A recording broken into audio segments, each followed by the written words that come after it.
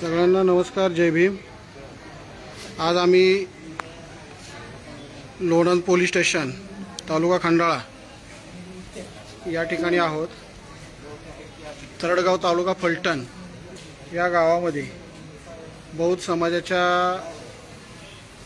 महिला पुरुषांना जबर मारहाण रात्री झालेली आहे।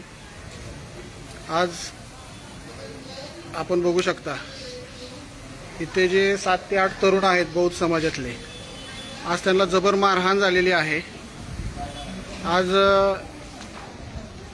हे डोळा बघा, जबर मारहाण आहे। नाव सांगा दादा तुमचं? मोहनेश मोहिते। मोहिनेश मोहितेंना डोळ्याला जबर मारहाण झालेली आहे। 18 तास उलटून गेले आहेत, पोलीस प्रशासन कोणतीही कारवाई करत नाही। लोणंद पोलीस स्टेशन आहे, 18 तास उलटून साधी पोरांना MLC सुद्धा दिलेली नाही, हॉस्पिटलमध्ये दाखल सुद्धा केलेलं नाही। हे दुसरं तुमचं नाव सांगा? आयुष बनसोडे। काय? आयुष बनसोडे। आयुष बनसोडे। आयुष बनसोडेंचे हे नडगी फोडलेली आहे।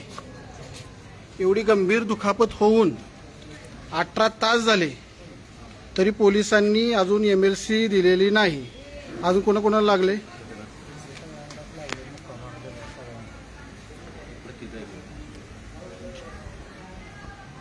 ह्या मुलांना ही जबर मारहाण हे आपण बघू शकतो।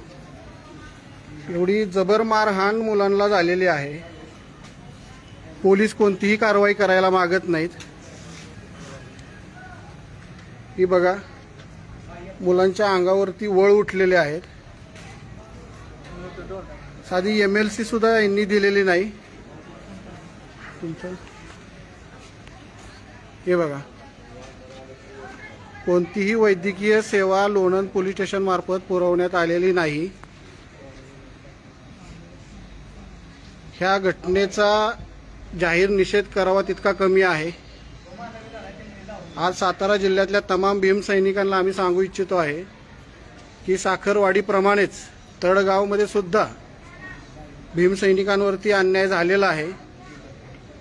आज 60, 70, 80 शेकडोनं मुलं येतात आणि बौद्ध समाजाच्या मुलांना मारहाण करतात, गंभीर मारहाण करतात। आणि इथलं महाराष्ट्र पुरोगामी महाराष्ट्र आहे। पुरोगामी महाराष्ट्रामध्ये 18 तास उलटूनही कोणतीही कारवाई केली जात नाही। आमदार दीपक चव्हाण येतात, मिटवण्याची भाषा करतात। गेली 15 वर्ष झालं त्यांनी अनुसूचित जातीचे आमदार म्हणून फलटणमध्ये काम केलेलं आहे। अजून कुणाला लागलेलं? मी घरी चालले होते तर माझा फोन मी शूट तुमचं नाव सांगा ताई? प्रियांका कुमार गायकवाड। ओके, सांगा काय घडलं? घरी चालले होते, त्या मॉबच्या तिथून मी घरी चालले होते आणि तिथे खूप गर्दी, भयान गर्दी होती म्हणून मी शूट करायला लागले आणि खूप प्रचंड हाणामारी चालली होती। शूट करायला लागली होती तर त्यांनी माझा फोन घेतला आणि फोडला आणि पूर्ण मॉब माझ्या अंगावर आला होता। पूर्ण मॉब। फोडणारे कोण ओळखता का तुम्ही? हो। काय नाव त्यांची? काय नाव आहेत? संकेत दिलीप गायकवाड। ओके, अजून? मयूर गायकवाड आणि अक्षय। म्हणजे ह्या जातीवाद्यांनी महिलांना सुद्धा सोडलेलं नाही। आणि अशी एवढी गंभीर घटना घडलेली असताना सुद्धा लोणंद पोलीस स्टेशन कारवाई का करत नाही? कोणाच्या दबावाखाली पोलीस प्रशासन काम करतंय? आज सातारा जिल्हा पुरोगामी जिल्हा म्हणून ओळखला जातो। या पुरोगामी जिल्ह्यामध्ये पोलिसांच्या मुकभूमिकेला काय म्हणायचं? का आमचे मुडदे पडल्यावरती यांना जाग येणार आहे? आमच्या पोरांचे 2-3 मुडदे पडले असते त्यावेळेला त्यांना जाग आली असती का?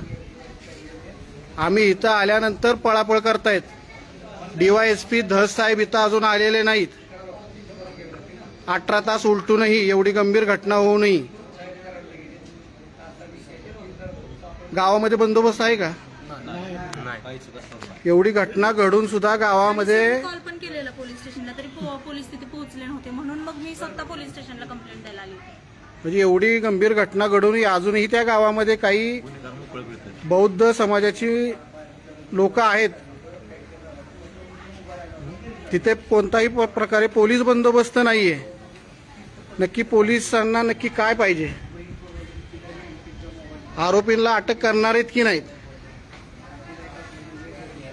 आज जर 1 तासामध्ये कोणती कारवाई नाही झाली तर एकमतानं जो निर्णय होईल तो आम्ही SP कार्यालयाच्या बाहेर आंदोलनाला बसू. जिल्ह्यातल्या सर्व समाजातील लोकांना, कार्यकर्त्यांना आम्ही SP कार्यालयासमोर बसू. कायदा सुव्यवस्थेचा प्रश्न निर्माण झाल्यास त्याला सर्वस्वी पोलीस प्रशासन जबाबदार असेल. धन्यवाद.